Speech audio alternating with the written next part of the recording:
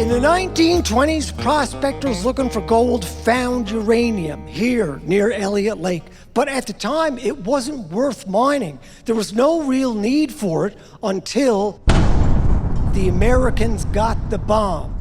But what really made uranium valuable was when the Soviets got the bomb. Then, the US atomic weapons program needed lots of uranium. The arms race was on. The Cold War made uranium hot, and what better place to get it than Elliot Lake, an allied country and nearby, just across the lake. I mean, a big lake. Great big lake. So what happened? To find that out, I took a few laps around town in a '68 Camaro with Elliot Lake's William Elliot. No relation, by the way.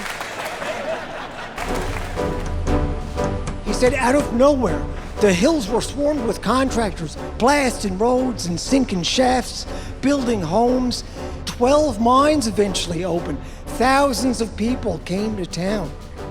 I never understood how modern a town we had, and I never realized how young a town we had. There was no old stuff. Everything was new, the buildings, the roads, even the people. Like, I remember growing up, the only time I saw gray hair was when we went to visit my grandparents. There were no old people in Elliot Lake. Kids back in the day, without seniors, they were wild. They would throw frisbees over fences, walk across lawns willy-nilly. He said things first took a downturn in the 60s when the Americans stopped buying uranium for bombs. Well, the problem with buying all that uranium for your atomic bombs is if you're not bombing people, you don't need any more uranium. Yeah. It's ironic, the economy and population here fell because nuclear bombs didn't. There was another boom in the 70s when the Ontario government started buying it for nuclear power. Can-do reactors, nuclear power, and the town booms again.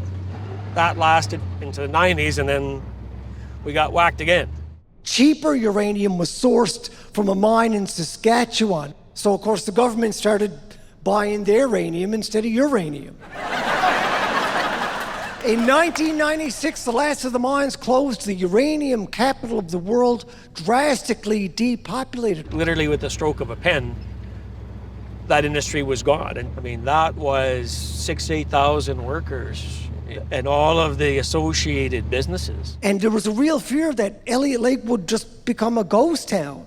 There was a real sense at that time that, yep, that was it for Elliot Lake. And the saying was, last one out, turn out the lights. Homes and buildings were slated for demolition. But instead of a dead end, it just turned out to be a crossroads. Plan was hatched. Instead of knocking down neighborhoods, why not try to sell these homes to retirees? Did it seem like a long shot in the beginning? Well, yeah.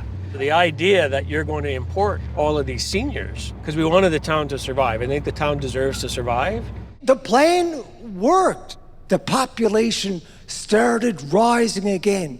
Slowly but steadily, it rose like an acorn stairlift.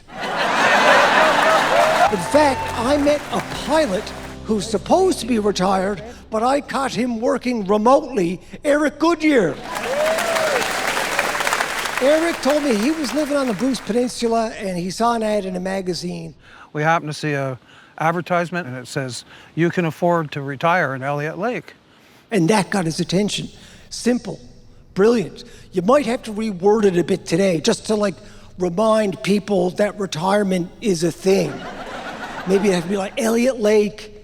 Remember when people could take the last couple decades off? Something like that.